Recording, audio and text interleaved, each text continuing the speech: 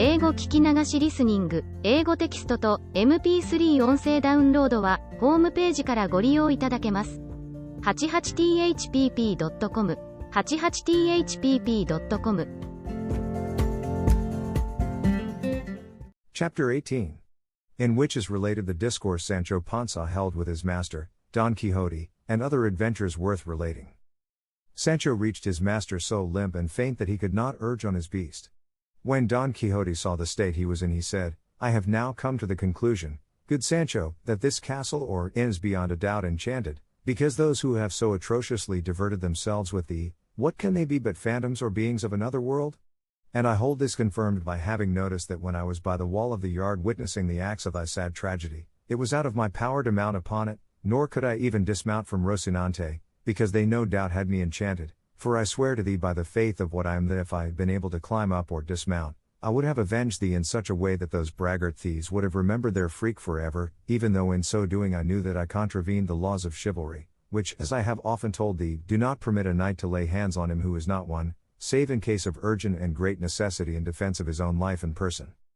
I would have avenged myself too if I could, said Sancho, whether I had been dubbed knight or not, but I could not, though for my part I am persuaded those who amused themselves with me were not phantoms or enchanted men, as your worship says, but men of flesh and bone like ourselves, and they all had their names, for I heard them name them when they were tossing me, and one was called Pedro Martinez, and another Tenorio Hernandez, and the innkeeper, I heard, was called Juan Palomeque the left-handed, so that, Señor, your not being able to leap over the wall of the yard or dismount from your horse came of something else besides enchantments, and what I make out clearly from all this is, that these adventures we go seeking will in the end lead us into such misadventures that we shall not know which is our right foot, and that the best and wisest thing, according to my small wits, would be for us to return home, now that it is harvest time, and attend to our business, and give over wandering from Zecca to Mecca and from pail to bucket, as the saying is.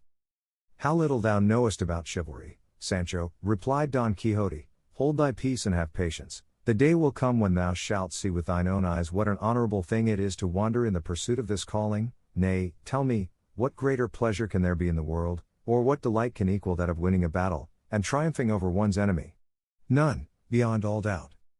Very likely, answered Sancho, though I do not know it. All I know is that since we have been knights errant, or since your worship has been one, for I have no right to reckon myself one of so honorable a number, we have never won any battle except the one with the Biscayne, and even out of it your worship came with half an ear and half a helmet the less, and from that till now it has been all cudgellings and more cudgellings, cuffs and more cuffs, I getting the blanketing over and above, and falling in with enchanted persons on whom I cannot avenge myself so as to know what the delight, as your worship calls it, of conquering an enemy is like. That is what vexes me, and what ought to vex thee, Sancho, replied Don Quixote, but henceforward I will endeavour to have at hand some sword made by such craft that no kind of enchantments can take effect upon him who carries it, and it is even possible that fortune may procure for me that which belonged to Amadis when he was called the Knight of the Burning Sword, which was one of the best swords that ever knight in the world possessed, for, besides having the said virtue, it cut like a razor, and there was no armour, however strong and enchanted it might be, that could resist it. Such is my luck, said Sancho, that even if that happened and your worship found some such sword, it would, like the balsam, turn out serviceable and good for dubbed knights only, and as for the squires, they might sup sorrow. Fear not that, Sancho, said Don Quixote, heaven will deal better by thee. Thus talking, Don Quixote and his squire were going along, when, on the road they were following, Don Quixote perceived approaching them a large and thick cloud of dust, on seeing which he turned to Sancho and said, This is the day, Sancho, on which will be seen the boon my fortune is reserving for me. This, I say, is the day on which as much as on any other shall be displayed the might of my arm, and on which I shall do deeds that shall remain written in the book of fame for all ages to come. Seest thou that cloud of dust which rises yonder? Well, then, all that is churned up by a vast army composed of various and countless nations that comes marching there. According to that there must be two, said Sancho, for on this opposite side also there rises just such another cloud of dust. Don Quixote turned to look and found that it was true, and rejoicing exceedingly, he concluded that they were two armies about to engage and encounter in the midst of that broad plain, for at all times and seasons his fancy was full of the battles, enchantments, adventures, crazy feats, loves, and defiances that are recorded in the books of chivalry, and everything he said, thought, or did had reference to such things. Now the cloud of dust he had seen was raised by two great droves of sheep coming along the same road in opposite directions, which, because of the dust, did not become visible until they drew near, but Don Quixote asserted so positively that they were armies that Sancho was led to believe it and say, "Well, and what are we to do, señor?" "What?" said Don Quixote, "Give aid and assistance to the weak and those who need it. And thou must know, Sancho, that this which comes opposite to us is conducted and led by the mighty Emperor Alifanfaron, lord of the great Isle of Trapabana. This other that marches behind me is that of his enemy the king of the Garamantas, Pentapolin of the bare arm, for he always goes into battle with his right arm bare." "But why are these two lords such enemies?"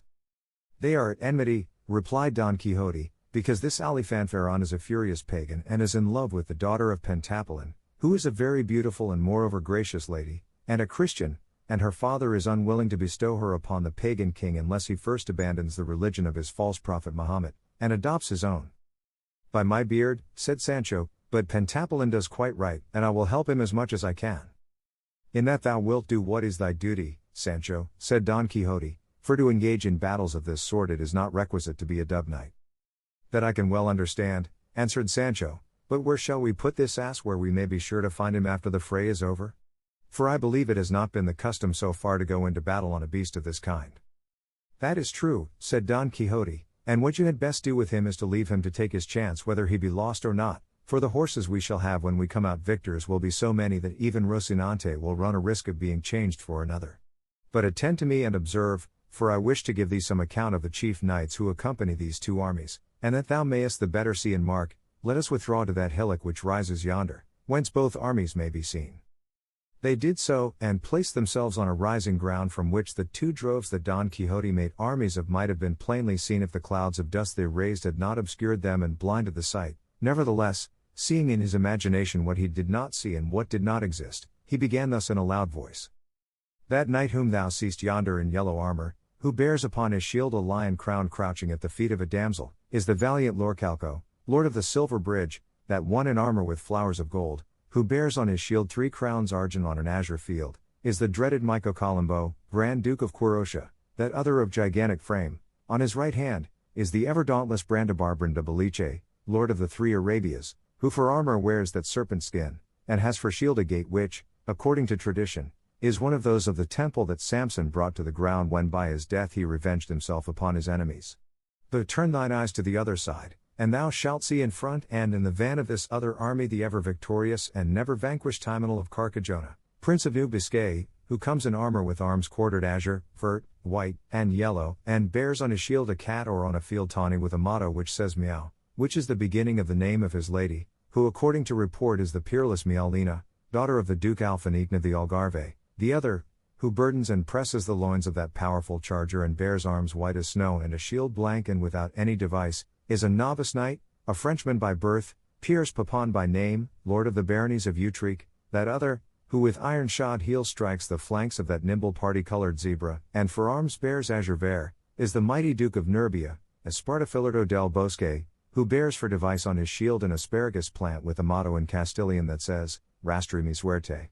And so he went on naming a number of knights of one squadron and or the other out of his imagination, and to all he assigned offhand their arms, colors, devices, and mottos, carried away by the illusions of his unheard-of craze. And without a pause, he continued, people of divers nations compose this squadron in front. Here are those that drink of the sweet waters of the famous Xanthus, those that scour the woody Massilian plains, those that sift the pure fine gold of Arabia Felix, those that enjoy the famed cool banks of the crystal Thermodon, those that in many and various ways divert the streams of the golden Pactolus, the Numidians, faithless in their promises, the Persians renowned in archery, the Parthians and the Medes that fight as they fly, the Arabs that ever shift their dwellings, the Scythians as cruel as they are fair, the Ethiopians with pierced lips, and an infinity of other nations whose features I recognize and descry, though I cannot recall their names.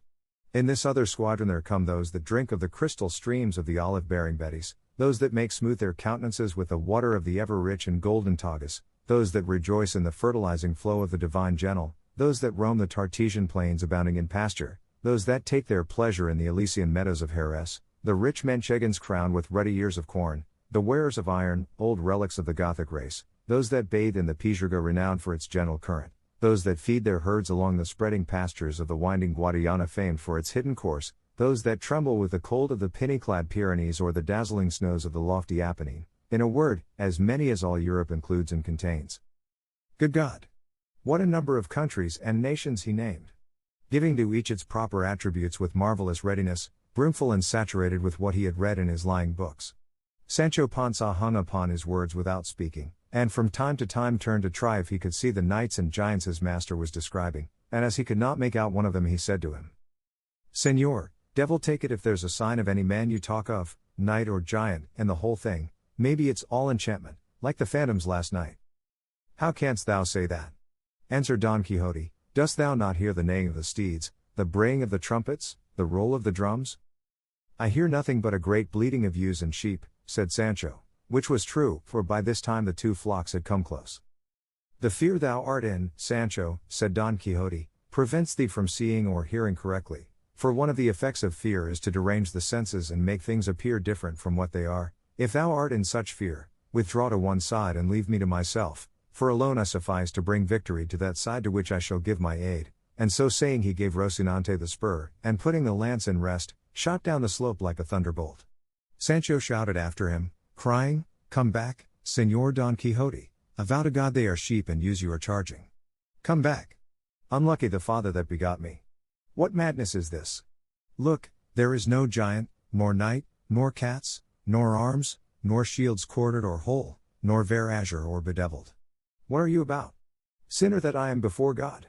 But not for all these entreaties did Don Quixote turn back. On the contrary, he went on shouting out, "Ho, knights, ye who follow and fight under the banners of the valiant Emperor Pentapolin of the Bare Arm, follow me all. Ye shall see how easily I shall give him his revenge over his enemy Alifanfaron of the Trapabana."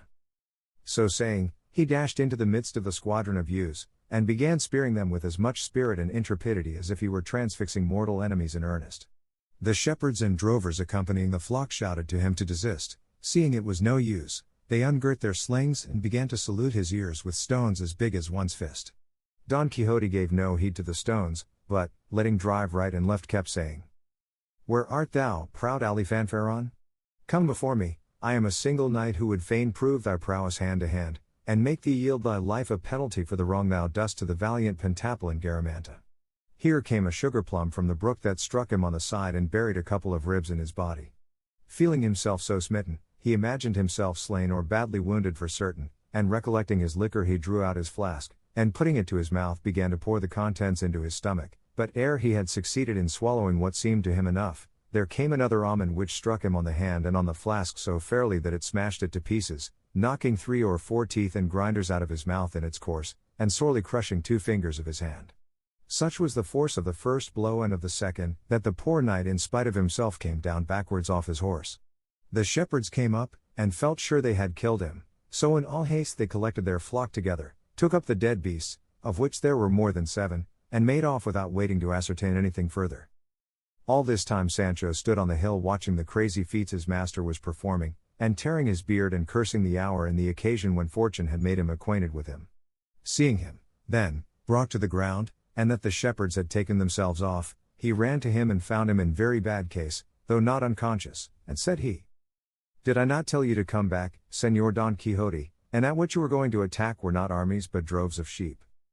"That's how that thief of a sage, my enemy, can alter and falsify things," answered Don Quixote. "Thou must know, Sancho, that it is a very easy matter for those of his sort to make us believe what they choose, and this malignant being who persecutes me, envious of the glory he knew I was to win in this battle, has turned the squadrons of the enemy into droves of sheep. At any rate, do this much, I beg of thee, Sancho, to undeceive thyself, and see that what I say is true. Mount thy ass and follow them quietly, and thou shalt see that when they have gone some little distance from this they will return to their original shape and, ceasing to be sheep, become men in all respects as I described them to thee at first. But go not just yet, for I want thy help and assistance. Come hither and see how many of my teeth and grinders are missing, for I feel as if there was not one left in my mouth." Sancho came so close that he almost put his eyes into his mouth. Now just at that moment the balsam had acted on the stomach of Don Quixote, so, at the very instant when Sancho came to examine his mouth, he discharged all its contents with more force than a musket, and full into the beard of the compassionate squire. "Holy Mary," cried Sancho, "what is this that has happened me? Clearly this sinner is mortally wounded, as he vomits blood from the mouth," but considering the matter a little more closely he perceived by the color, taste, and smell, that it was not blood but the balsam from the flask which he had seen him drink, and he was taken with such a loathing that his stomach turned, and he vomited up his inside over his very master, and both were left in a precious state. Sancho ran to his ass to get something wherewith to clean himself, and relieve his master, out of his alforges, but not finding them, he well nigh took leave of his senses, and cursed himself anew, and in his heart resolved to quit his master and return home, even though he forfeited the wages of his service and all hopes of the promised island. Don Quixote now rose, and putting his left hand to his mouth to keep his teeth from falling out altogether, with the other he laid hold of the bridle of Rocinante, who had never stirred from his master's side, so loyal and well-behaved was he, and betook himself to where the squire stood leaning over his ass with his hand to his cheek, like one in deep dejection. Seeing him in this mood, looking so sad, Don Quixote said to him,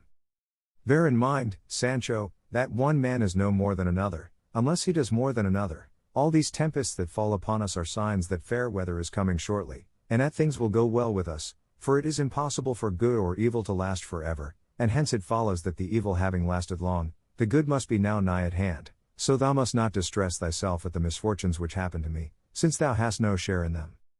"How have I not?" replied Sancho. "Was he whom they blanketed yesterday perchance any other than my father's son? And the alforges that are missing today with all my treasures, did they belong to any other but myself?" "What? Are the alforges missing, Sancho?" said Don Quixote. "Yes, they are missing," answered Sancho.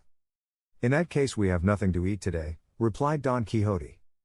"It would be so," answered Sancho, "if there were none of the herbs your worship says you know in these meadows, those with which knights errant as unlucky as your worship are wont to supply such like shortcomings."